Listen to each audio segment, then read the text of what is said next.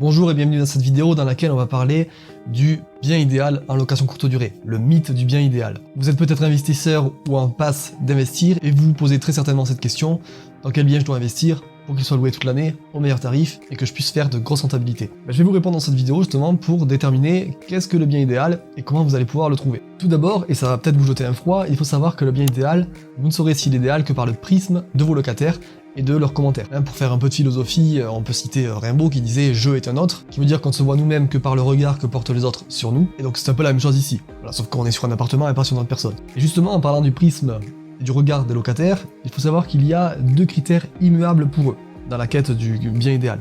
Donc il y a tout simplement l'emplacement tout d'abord, et la qualité de service, donc souvent les équipements. On pourrait rajouter aussi l'agencement et la superficie, mais ce sont des critères qui relèvent un peu plus de la subjectivité de chacun, puisque pour certains, un appartement va être petit, tandis que pour d'autres, il va être cosy. Donc voilà, c'est aussi assez subjectif, et vous allez voir que les équipements permettent aussi de casser ce genre de contre-argument, on va dire. Donc je vous ai dit deux critères immuables, vous avez un critère qui est un peu plus variable, on va dire, et c'est la propreté. Évidemment, vous verrez que, et vous pouvez voir sur les notes Airbnb en général, le critère le moins bien noté, c'est la propreté. Les locataires ont souvent quelque chose à redire, donc il faut être impeccable sur ce point-là pour que votre bien apparaisse idéal pour vos locataires. Avant de passer au point suivant, je fais une petite pause dans la vidéo juste pour vous rappeler que vous avez accès au challenge Super Hot, qui est un challenge offert, vous avez le lien en description, pour tout simplement devenir, en partant de zéro, super hot en quelques semaines, quelques mois, et grâce à ça, vous verrez que vous pourrez décupler vos revenus et votre taux de remplissage. Hop, on remet play et on continue avec le point suivant, l'intérêt de votre cible. Vous verrez que votre bien peut être idéal pour quelqu'un, mais pour d'autres personnes, il ne le sera peut-être pas. Ce que j'entends par là, c'est que le choix de votre cible est très important. Vous allez avoir par exemple un bien qui est idéal pour un professionnel parce qu'il y a une très bonne connexion Wi-Fi, un espace bureau et un kit de repassage. En revanche, pour un couple, le bien ne va pas du tout être idéal. Pourquoi? Parce que vous aurez peut-être un canapé lit au lieu d'un lit, vous n'aurez peut-être pas de télé, ou alors il n'y aura pas de service streaming, alors que les couples vont chercher du divertissement aussi dans l'appartement.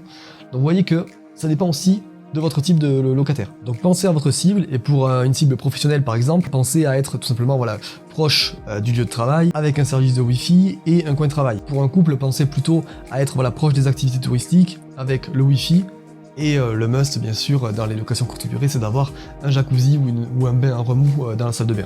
Bon, ça c'est du bonus, et bien sûr votre bien peut être idéal sans ça. Pour une famille, vous allez pouvoir rechercher un emplacement qui est proche des activités touristiques, et pourquoi pas des équipements pour les bébés, donc chaise haute et lit parapluie. Pour connaître votre cible, si vous êtes allé dans la location courte durée tête bêche, c'est très simple, vous regardez tout simplement quel type de clientèle vient principalement dans votre bien, et quelles sont les clientèles un peu plus secondaires qui viennent aussi dans votre bien, parce que bien sûr, vous n'allez pas pouvoir avoir un seul type de clientèle qui vient tout le temps dans votre bien, non, ce sera mélangé bien sûr, mais vous pourrez dessiner déjà le profil type d'une clientèle qui vient le plus dans votre bien, et ensuite d'autres qui sont un peu plus secondaires, mais qui vont vouloir aussi réserver votre logement. Donc voilà, dans tout ce que je vous dis, vous voyez quand même que l'emplacement ressort quand même assez souvent, donc bien sûr le bien idéal, c'est avant tout un secteur idéal, et c'est ensuite la qualité de service, donc l'investissement que vous allez mettre dans votre bien pour permettre aux locataires de se sentir comme chez eux, et même de se sentir en vacances ou de se sentir totalement à l'aise en tout cas.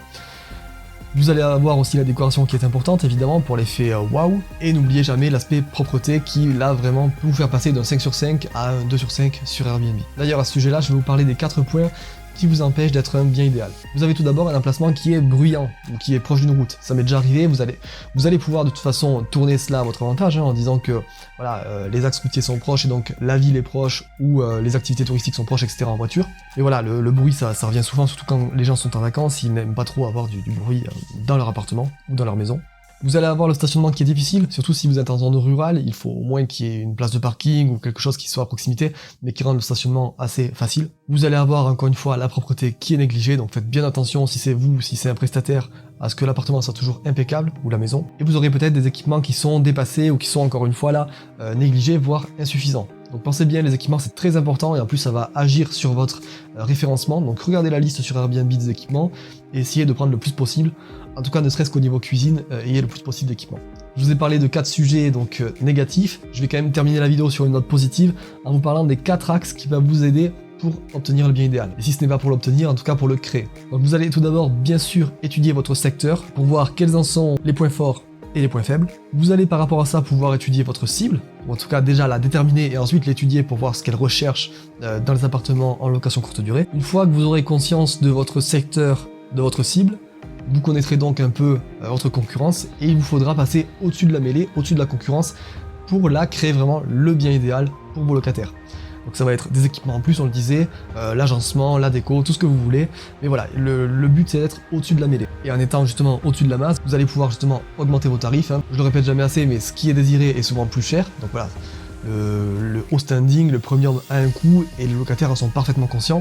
La seule chose c'est que derrière il faut assurer et voilà, être vraiment totalement en accord avec votre positionnement. Et enfin, dernier point, on n'en parle pas assez non plus, c'est la communication. La communication est ultra importante en location courte durée. Les locataires peuvent être un peu stressés quand ils arrivent, où sont les clés, où est l'adresse, je ne trouve pas le parking, etc.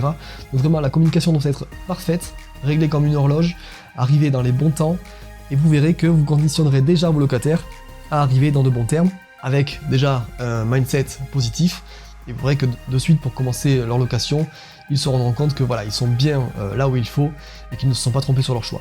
Voilà, donc vous voyez que le bien idéal est avant tout une création de votre part, plus qu'un achat, et donc c'est à vous de travailler pour ça. Je vous invite encore une fois à télécharger le challenge Super Hot pour avoir déjà des astuces sur justement la création de ce bien idéal, et quant à nous on se retrouve dans une prochaine vidéo. À bientôt.